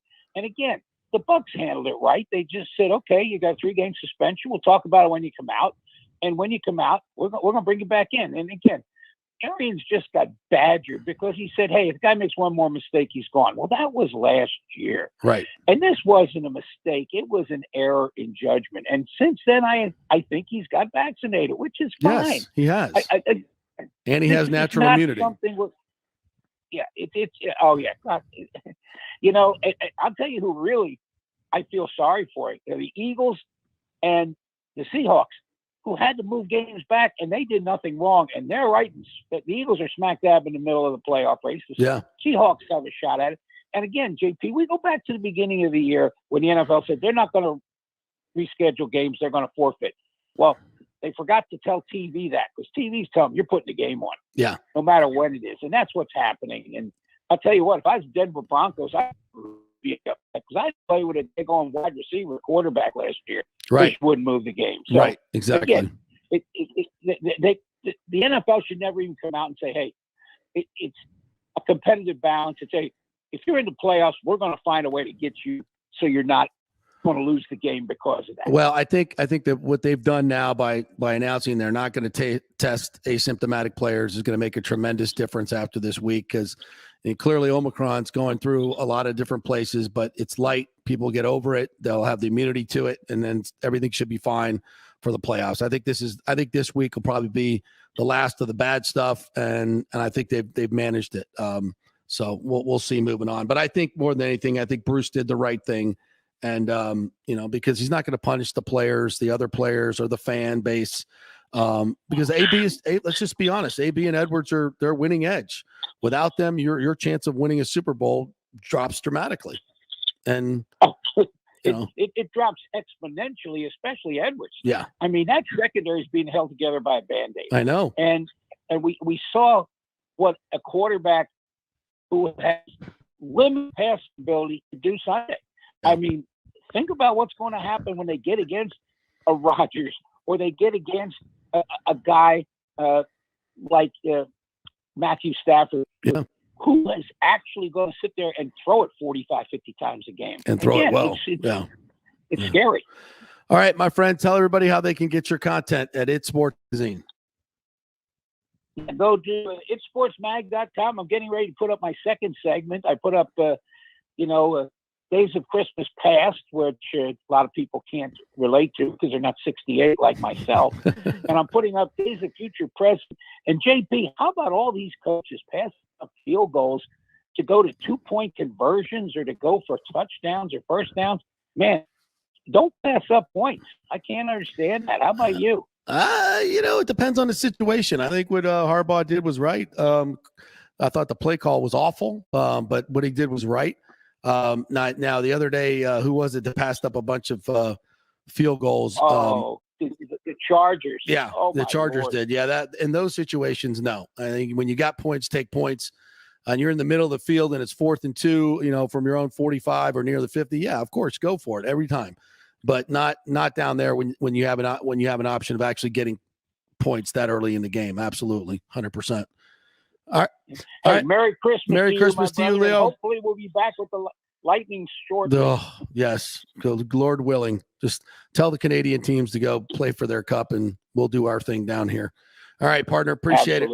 We'll see you. Take care, buddy. Leo Haggerty there. It's Sports Magazine. All right, we'll take a break, and when we come back, we're going to talk about the Gasparilla Bowl with our friends from UCF, and we'll get sort of information in as well, as the Gators are in town.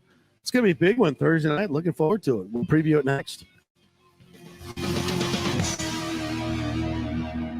Are you in the market for a refinance or looking for a new home? You got to call my man, Fitz the Mortgage Guy, Scott Fitzgerald at American Mortgage Services.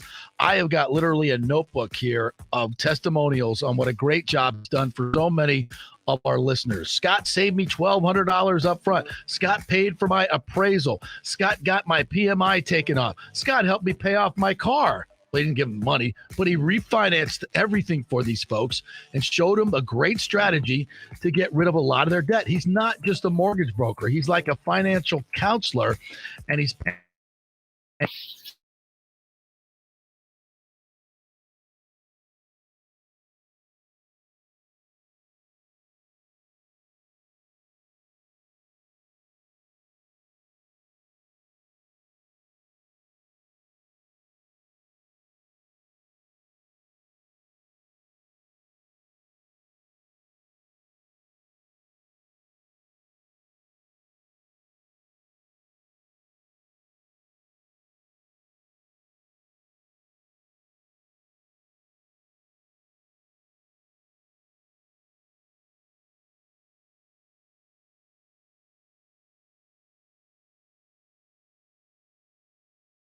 You got a ghost pepper chipotle burger. That's hot. Or the Fat Elvis burger. I mean, there's so many good burgers on this thing. It's amazing. What do you like? I've been taking a look at the seafood section of this summer menu. 8 jumbo shrimp. Unbelievable, man. It goes perfectly with their burgundy mushrooms. Oh, I love the mushrooms. It's delicious. So good. Of course, you get the steak on the 755-degree stone. You cook it right there in the garlic butter, the casino butter. It's fillets. You can do your shrimp on it, your chicken. It's unlike any other place. It's the Black Rock Bar and Grill. You got to go. It's a new menu. Tell them JP sent you. Brandon and Carrollwood. Get to the Black Rock. Pure sports. JP is back on. Welcome back. FanStream Sports. All right, welcome back. The JP Peterson Show, presented by the law offices of Christopher Palermo. Reach him at palermopa.com and by Italiano Insurance. Drop off your donations for Metropolitan Ministries in this holiday season at their office in South Tampa, the corner of Howard and Swan. And also by American Mortgage Services, the great Scott Fitzgerald, for your refi lowest rates. He'll pay for your appraisal if you mention the JP Show. Scott at amstampa.com. Scott at amstampa.com. All right, we want to welcome in Trace Trylko, a part of the Sons of UCF podcast, to talk a little Gasparilla Bowls as the Knights come to Tampa to take on the mighty Florida Gators. What's up, Trace? How are you? Doing well. Thanks for having me on. Yeah, how excited is UCF Nation to get a chance at the mighty Florida Gators here, when, especially in a bowl game where they usually play like shit? Yeah, UCF fans are excited about this matchup. They've challenged Gator Nation in social media for a number of years now, wanting to schedule games. They've got the 3 upcoming on the schedule, so this was sort of a bonus to get this game in. Well, what about the matchup? What do you think? A lot of Florida Gator players aren't playing. We'll see Emory Jones at quarterback, though. Kaiir Elam has decided to play, which I was a little shocked at that. So you're going to see some of the better Florida Gator players. Yeah, and, in fairness, UCF has been racked with injuries all year long. So with the team that started out with a victory for Gus Malzahn in his debut against Boise State is certainly not the team that will conclude the season in the Gasparilla Bowl against the Gators.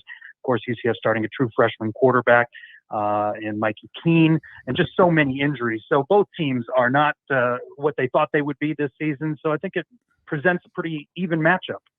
Trace, you mentioned Mikey Keene there. And, I was there alongside you and everybody else during spring practices, and it was kind of our first look at Mikey Keene, and he definitely was very raw then, and, definitely a slow start, but obviously he was thrust into there with Gabriel's injury and all that. How do you seen his progression from the first time he got in there after Gabriel went down to now? Well, he certainly looked young, didn't he? Yeah. In spring practice, enrolled early, just out of high school, 18 years old. And when you interview him, you can tell that he's a young guy. He made mistakes, and they were very careful with him early on, but he's done a much better job over the second half of the season and not turning the ball over. And with the injuries that have beset the Knights at the running game, that's something that they really need to have working for them on Thursday against the Gators. If UF is to shut down UCF's running game and put that pressure on Mikey Keene, could be a long night for him. But if he does have the running game going, then he just needs to manage things, and that could lead UCF to a victory.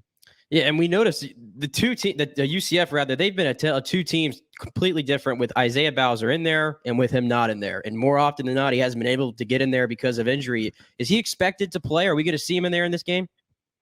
Head coach Gus Malzahn is hedged on specifics. It's anticipated that he will play. In some of the social media released by UCF leading up to the game, you saw some pictures of him in practice.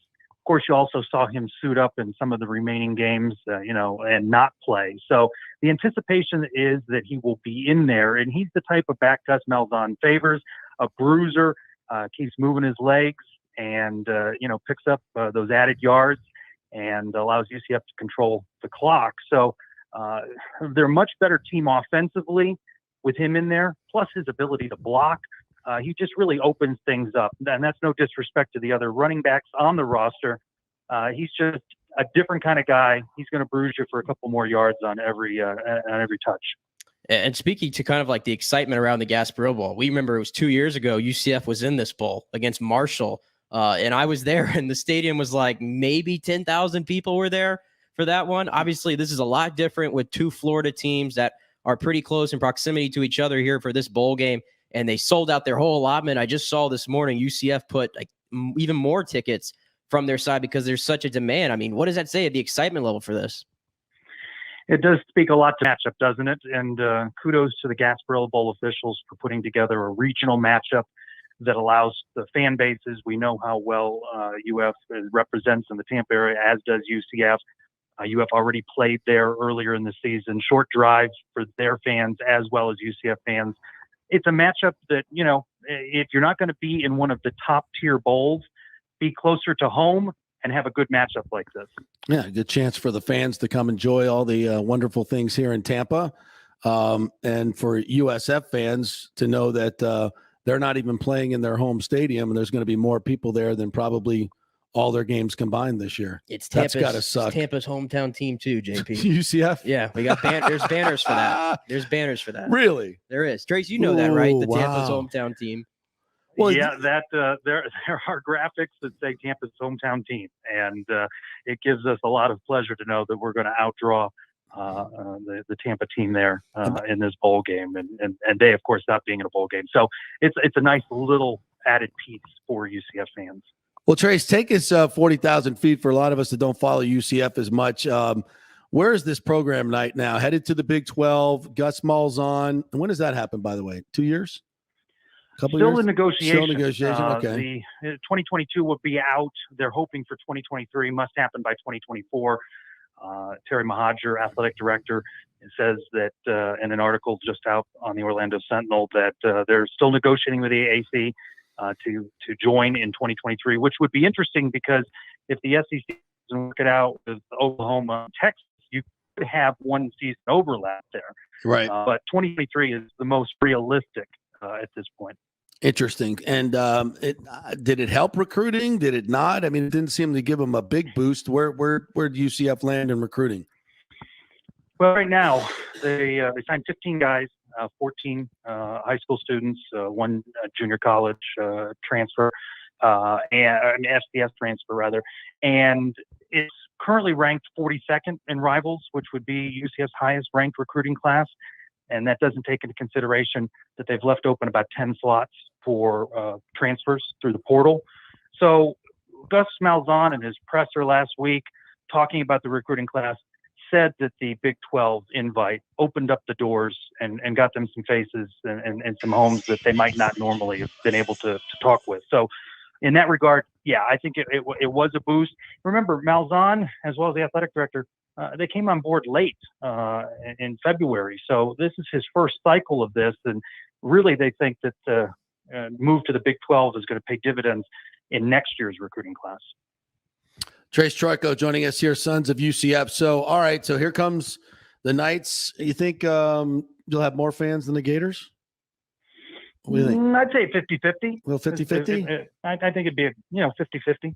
But you know the Mafia is going to be going really strong on Twitter, though. The Mafia is going to be going really strong. You probably own the UCF's tailgate got party one of the too. youngest fan bases in the country. So if you're just reading social media, it'll seem a lot more than 50-50. But I think when all said and done, that stadium's going to be rocking on both sides. That should be fun. Thursday. What time is the game? 7. 7 o'clock. Oh, good. All right. Well, we'll be there. I'm sure you will be as well. It'll be interesting to hopefully have a nice collegiate atmosphere there for once. The USF games aren't so much that. It's feels more like an NFL game that you're going to, a sparsely attended NFL game. So it'd be nice to see a true collegiate game in there this year. I sound like I'm dogging USF, but they've got to pick it up. There's no doubt about it. Hey, I'm enjoying it. Keep going. You're doing a good job. No, I'm a big USF fan. I'm just a little down on where they're at right now. Their fan support just sucks, and I know they haven't won, but as I tell the fans more often than not, is you got to support your team first in college football. If you want to get good players, you got to create an atmosphere at your games. And and there are places in this nation where they've showed up for a long time for bad football teams, and then they, at least you're creating an atmosphere. USF's, their fans bitch about everything all the time, but they never show up for anything. So until they show up, this is what they're going to get. And they, and they can complain all they want, but that's the way it works in college football. Create an atmosphere, and then maybe you can get some players. But right now they haven't been able to. UCF has been able to do that with their on-campus stadium, and it's worked. And I think that's why USF is trending so hard to get their own. But even if they build it, will they come? We'll see. Yeah, it was a game changer for UCF. UCF played at the downtown Citrus Bowl. Yeah. Camping World Stadium now, about 15, 20-minute drive for students and fans from East Orlando. And it was a real game changer. Brings the alums back. I know they've got a state-of-the-art stadium in Brayden and James, but there's just a big difference having it on your campus. And that's the big thing that they've been talking about there in Tampa for years. Yeah. But can they pull it off? Can they generate enough money to put that down payment and start digging and start doing it? I think they finally will. They've got the right people in charge now. Will Weatherford has a lot of political clout on the board of trustees. They have an athletic director, Michael Kelly, who's a get it done type of guy. They have great leadership right now, and that's they need to get a president that's in line with that. That's a very important hire for them. And I think with Will Weatherford directing that will probably come to fruition. So I think at this point, it's never been more real than it is right now. So we'll see. I'd always been against it because I thought it was a waste of money because they had a perfectly good stadium. But at this point, that ain't working. They got to try something different. So we'll see. We'll see. All right, Trace, good stuff, my friend. Appreciate it. Tell folks how they can get your content, your podcast, etc. Yeah, the Sons of UCF, Adam and Mike, they drop a podcast every Tuesday, and we do the Sons of UCF live, typically Thursday nights between 8 and 9, streaming on Facebook, Twitter, and YouTube.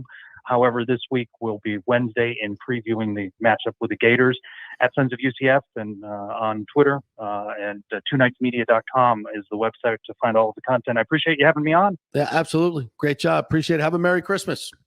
You as well. Thank you. All right. We're going to take one more break. All right, one more break, and then we come back. We're going to talk some Rays baseball. I'll give you an update on where we are with the Sister Shitty plan and the politics that are going on behind the scenes. So we'll give you that. And a great award, a national award for Tampa Bay. We'll tell you about that next. Are you in the market for a refinance or looking for a new home? You got to call my man, Fitz the Mortgage Guy, Scott Fitzgerald at American Mortgage Services. I have got literally a notebook here of testimonials on what a great job he's done for so many of our listeners. Scott saved me $1,200 up front. Scott paid for my appraisal. Scott got my PMI taken off. Scott helped me pay off my car. They didn't give him money, but he refinanced everything for these folks and showed them a great strategy to get rid of a lot of their debt. He's not just a mortgage broker. He's like a financial counselor, and he's passionate to get you the lowest rate and keep you from paying those upfront lender fees. You know those folks that say, we'll pay your closing costs? Well, then they come back and hit you with all these other fees. Folks, go to a local guy who's got a great reputation, been in the business for 20 years here, to 3,000 local mortgages. Scott Fitzgerald. Email him, Scott@amstampa.com. That's Scott@amstampa.com. Hey, JP here for the Black Rock Bar and Grill, and they got a new menu out, Johnny. This is unbelievable. Some incredible burger creations. Here's my new favorite, mac and cheese burger. A pound, half pound of certified Angus beef, American cheese, bacon, finished with our macaroni and cheese. Are you kidding me? Or a nacho burger with fried jalapenos, grilled onions. They got a ghost pepper chipotle burger. That's hot. Or the Fat Elvis burger. I mean, there's so many good burgers on this thing. It's amazing. What do you like? I've been taking a look at the seafood section of this summer menu. 8 jumbo shrimp. Unbelievable, man. It goes perfectly with their burgundy mushrooms. Oh, I love the mushrooms. It's delicious. So good. Of course, you get the steak on a 755-degree stone. You cook it right there in the garlic butter, the casino butter. It's fillets. You can do your shrimp on it, your chicken. It's unlike any other place.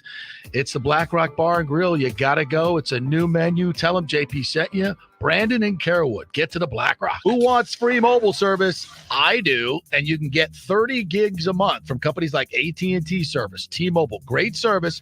Keep your number and get free mobile service. It's part of the emergency broadband benefit from the stimulus bill.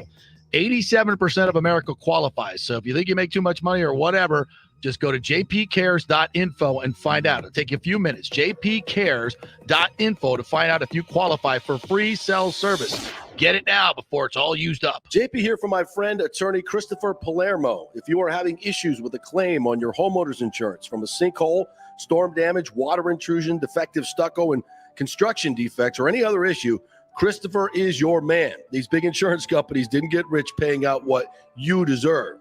Chris founded his practice in 2009 with a passion to help all Floridians with disputes where they were forced to take on the powerful and needed a champion in their corner. Chris wants to make sure you will receive the most aggressive and compassionate representations. He has recovered millions in settlements on behalf of his clients facing defective stucco damage and other construction issues. So call Chris, mention the JP Show, and he will give you a free consultation. That's 813-221-5636, or go to PalermoPA.com.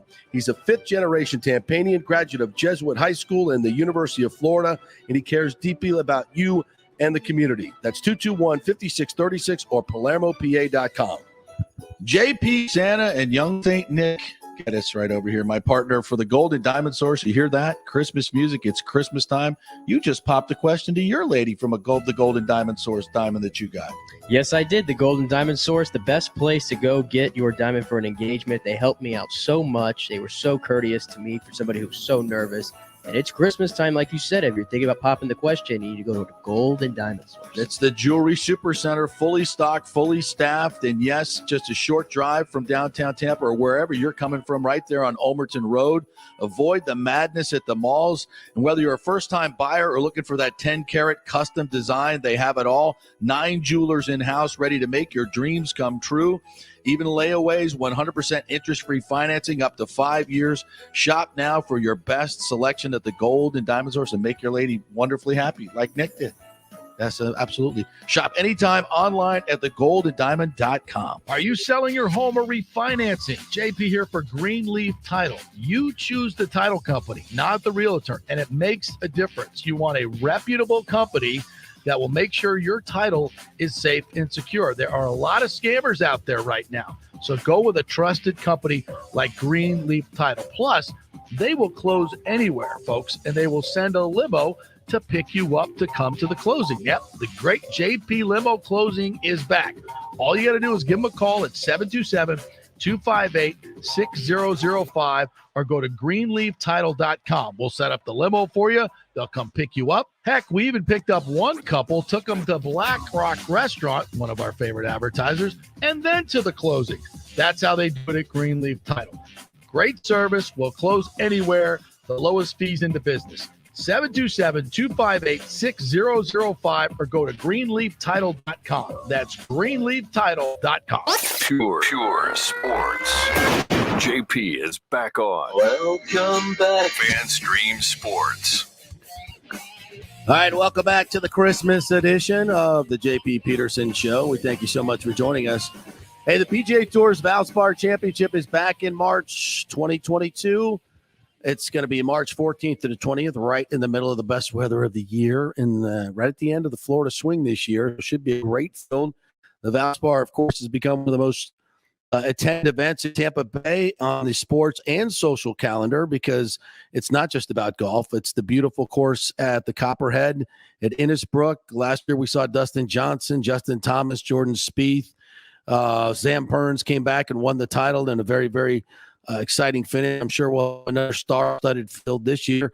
And the Valspar Live is back. The free concert featuring Chris Young and Big and Rich is back for this Saturday night. Also, they're going to have the amenities back. Chameleon Cove, the world-famous Hooters Owl's Nest, which is a great place to hang out during the tournament. The Publix Chill Lounge and other hospitality venues. Go to ValsparChampionship.com for tickets. Best premium hospitality areas will sell out fast, folks, so don't wait. ValsparChampionship.com. Last year, the Owl's Nest sold out, or 2 years ago, really, really quick. The tickets will go fast. So go to ValsparChampionship.com. Get your tickets right now and get the best of the best. Get the Saturday night tickets. If you're going to go for one round, you want to get Saturday because you get the free concert with it. Those will go fast. So great Christmas gift. If you got a golfer in the family, get them those Saturday tickets or get them a badge for the whole week. It's very inexpensive. Get them a Hooters Owls Nest ticket. They will absolutely love it. I mean, face it, your dad that has everything you could ever want, right? So give them something, and you both can go to the Valspar Championship. It's a great gift. So ValsparChampionship.com for tickets and get them now. Be a big, a great Christmas gift. Looking forward to the PGA Tour. Is Charlie playing? Can we get him a sponsor's exemption? If Charlie ain't playing, I ain't watching. I ain't watching. We'll get Tiger in, Yeah. and then you could throw in Charlie. Yeah, we can give him a sponsor's exemption, right? Yeah. Don't have to be on the tour. I think so. Isn't that sick? Like, I mean, obviously, the length of the course is way too much for him. Is it? I don't know. How far was he hitting his drives? He was 230, 240? 240, 250. Really? 12-year-old, yeah. He doesn't look that big. And you saw his approach shots. Oh, yeah. Inside 150, he's money. Yeah. Great short game, great putter. He's 12, for God's sakes. Wonder when do you think he'll play his first tournament? Because there isn't an event on tour that would not give that kid a sponsor's exemption. Is there a minimum age? I feel like we've seen guys and gals play when they're like 13, 14, right? At tournaments. I think we have. I mean, Tiger had to have started playing by then, right? No, I think Tiger's first 16. I think his first event he was 17. Or 17.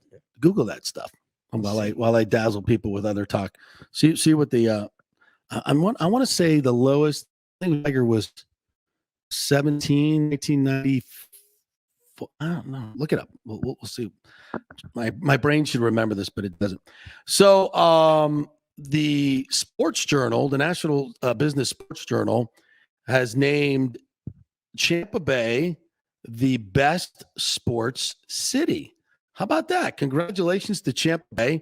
Rob Higgins posted something yesterday from the Sports Commission about this, and absolutely a wonderful achievement for Tampa Bay, not just because of all the things we're winning, but because of our great fan base, etc. And of course, I had to be a smart ass and add on there, hey, can somebody tell the good folks at the Rays that we are the best sports city in America and we don't need a sister city plan? That is absolutely factual.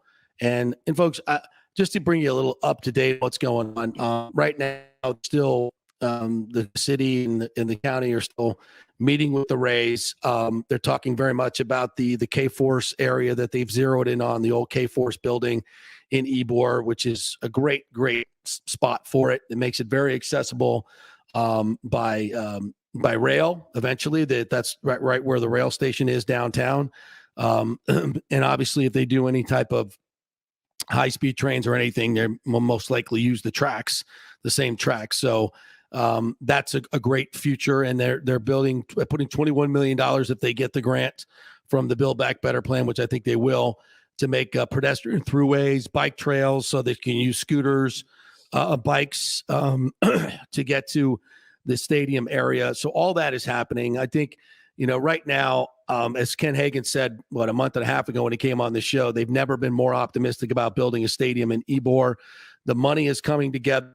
Now it's basically going to be, is it going to be a full season or is it going to be a sister city plan? And our job right now as people in the media and the fans is to get to the mayor and get to the politicians. You can look them up online and Google them, hit them up on social media, call City Hall and tell them that this sister city plan is not good for Tampa, will be the embarrassment of the nation. It's not good economically. It's a bad use of public money for only 35, 40 games or whatever we're going to get from the major league level.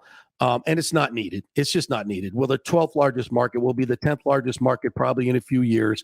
There's absolutely no data that suggests there's not enough corporate support here to handle a baseball team. That's a complete fabrication by the Rays, and it doesn't make any sense. All their narratives don't make sense. So we're saying we don't need a sister city. We're big enough. And you would hope that the mayor and our own Chamber of Commerce would be more champions for our city and not just give it up as easily as it looks like they are in supporting the sister city plan. The idea that it's either half a season or nothing is ridiculous. Major League Baseball hasn't said that. That's just something Stu's using to get a better deal. So, but it's up